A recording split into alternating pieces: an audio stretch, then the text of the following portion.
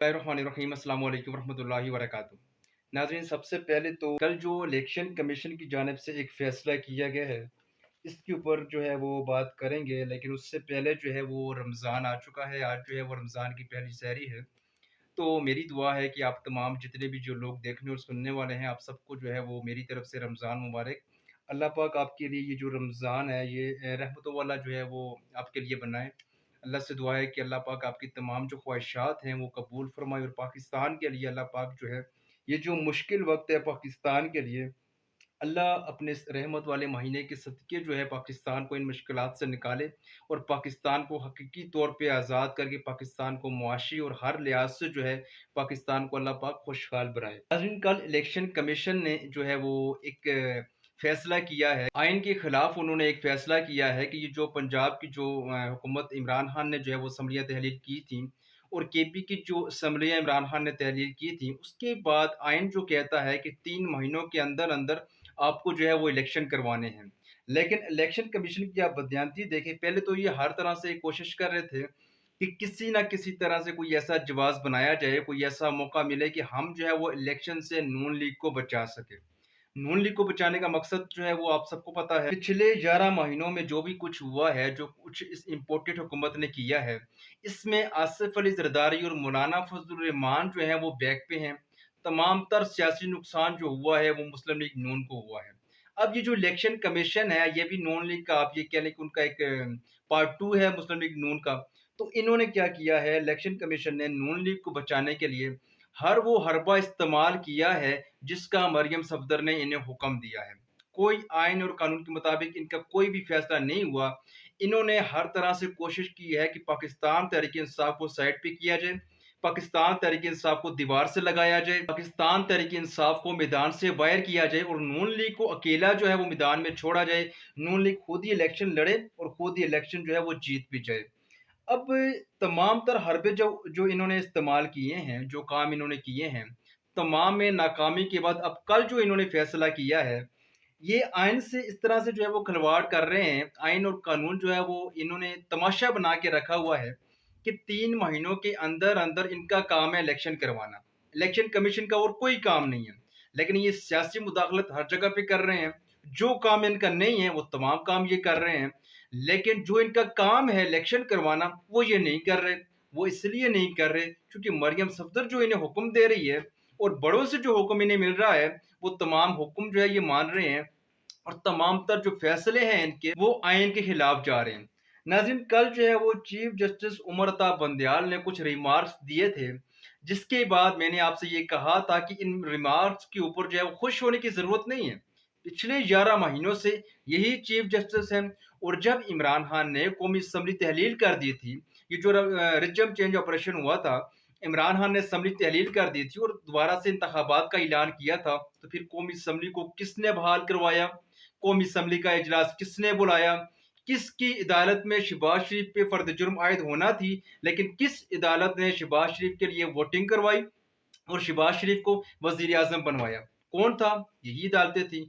और कल जो इन्होंने रिमार्क्स दिए हैं, तो लोग उसके बाद जो है वो बड़े खुश हो रहे थे कि चीफ जस्टिस ने इस तरह के रिमार्क्स दिए हैं। तो मैंने आपको पहले भी बताया था, फिर बता देता हूँ कि ये जो हमारी जो एस्टेब्लिशमेंट है, जो हमारी जो अदालतें हैं, जो हमारी अदलिया है, इनके फैसले जो होते हैं वो बेशक आइन और कानून के मुताबिक होते हैं।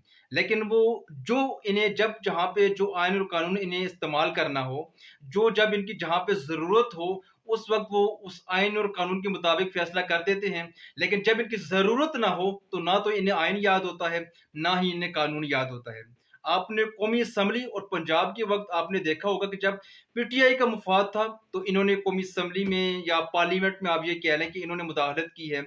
लेकिन जब नून लीग का जो है मफ़ाद था, तो इन्होंने मुदाखलत नहीं की।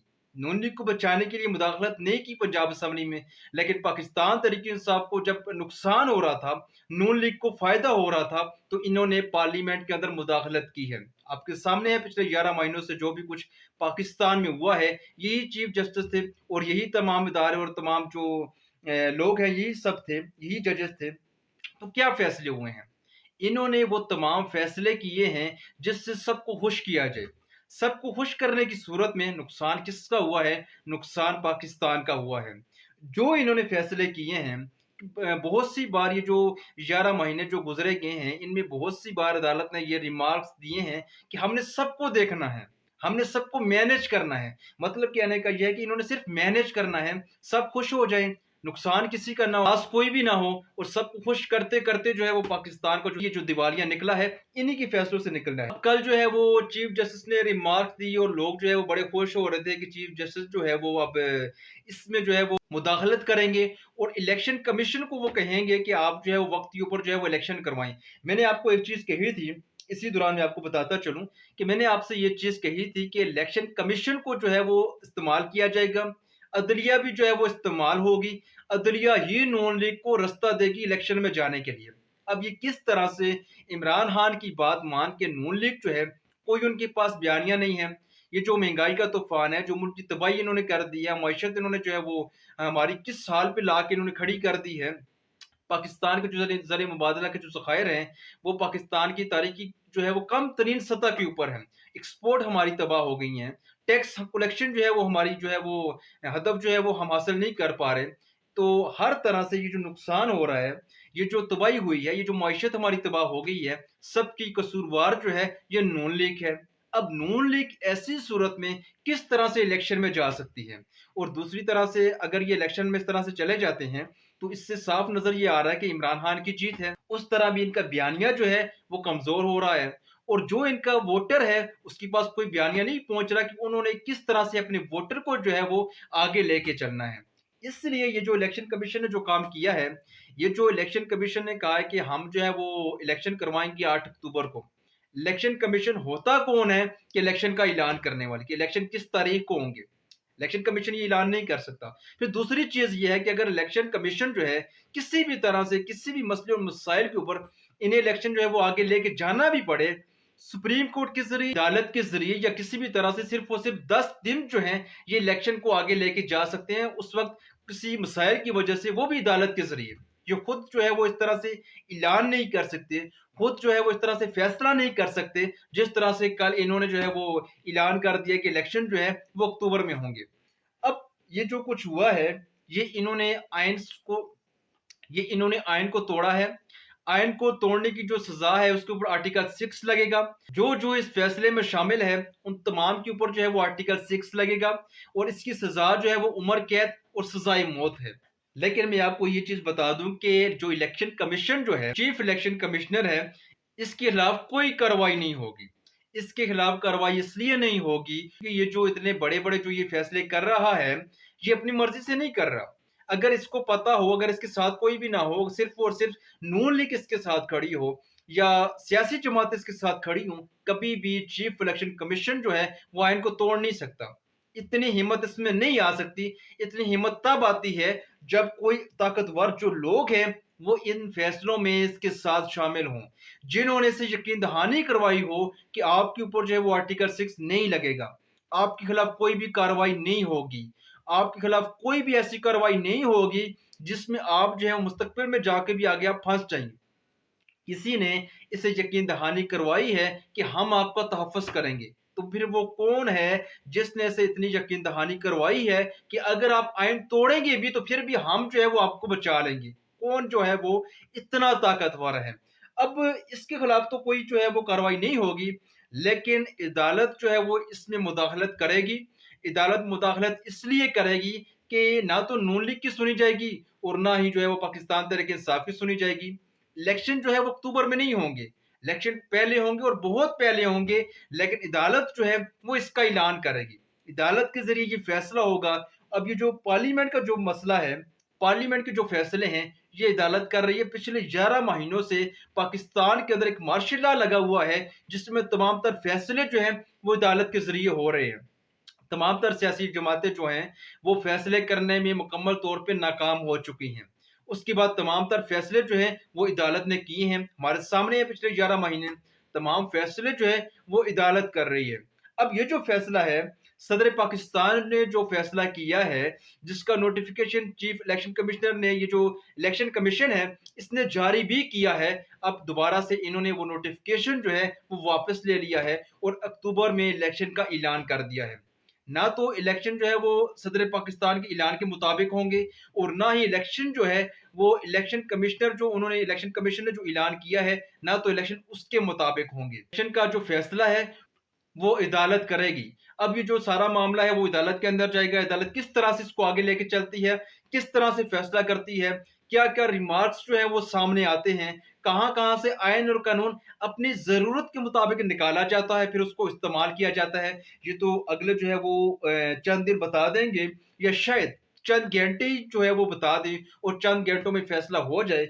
लेकिन अक्टूबर तक इलेक्शन को लेके जाना इसलिए भी जरूरी है, इंतखाबात को लेके जाना इसलिए भी जरूरी है, क्योंकि सुप्रीम कोर्ट के अंदर एक जज ऐसा बैठा है जो कि नून लीग का जो है मुकम्मल तौर पे उनका जो है वो सहूलतकार है, जो उनको सहूलत फराम करेगा, जो नवाज शरीफ का जो रास्ता है उसको साफ करेगा, जो नवाज शरीफ को कानूनी तौर पे उसका तहफ़्फ़ुज़ करेगा, उसको दोबारा से पाकिस्तान में लेके आएगा, उसका रास्ता साफ करेगा, जो वो नाअहल हो चुका है वो रास्ता भी उसका साफ किया जाएगा। तो नवाज शरीफ को जो सजा दी गई थी, 10 साल की उसे कैद की सजा हुई है, उसके ऊपर जो है वो चोरी और करप्शन साबित हुई है, वो सजा भी जो है उसको रिवर्स किया जाएगा, और नवाज शरीफ को पाक और साफ करने के लिए, उसे धोने के लिए ये तमाम तर तमाशा किया जा रहा है, और पाकिस्तान के आइन और कानून जो है उसका मजाक बनाया जा रहा है। खैर, ये तमाम चीजें जो हैं इंशाल्लाह कंट्रोल हो जाएंगी। इलेक्शन जो है वो 3 महीनों के अंदर तो नहीं होगा, आइन को जो है वो तोड़ा तो जा चुका है, लेकिन अदालत जो है वो इस मामले को किसी न किसी तरह जो है वो कोई ऐसा जो रास्ता निकाल लेगी अपनी जरूरत के मुताबिक। उनके पास आइन भी मौजूद है, कानून भी मौजूद है।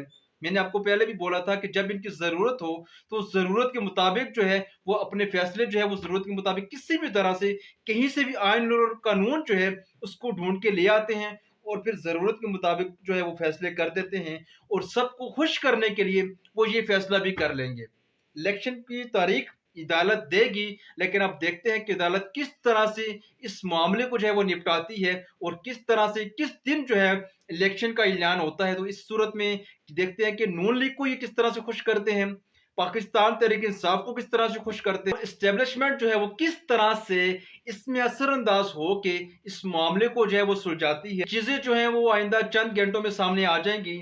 खैर, अब सबकी नजरें जो हैं वो अदालत के ऊपर हैं कि अदालत किस तरह से कैसे जो है वो इस मामले को आगे लेके चलती है। तो नाज़रीन, मेरे ख्याल के मुताबिक ये जो इलेक्शन कमीशन ने किया है, उन्होंने आइन को तोड़ा है। आइन को तोड़ने की जो सजा है उनके ऊपर आर्टिकल 6 लगना चाहिए और उनके खिलाफ कार्रवाई होनी चाहिए। आइन के मुताबिक और कानून के मुताबिक तो कार्रवाई बनती है, उनके ऊपर आर्टिकल 6 लगता है, क्योंकि यह बुरी हुकूमत है। 3 महीने उन्होंने रहना है पंजाब की हुकूमत को, आप किस तरह से उनको जो है वो आगे 5-6 महीने आपने उनको जो है वो चलाना है, किसी सूरत ये मुमकिन नहीं है।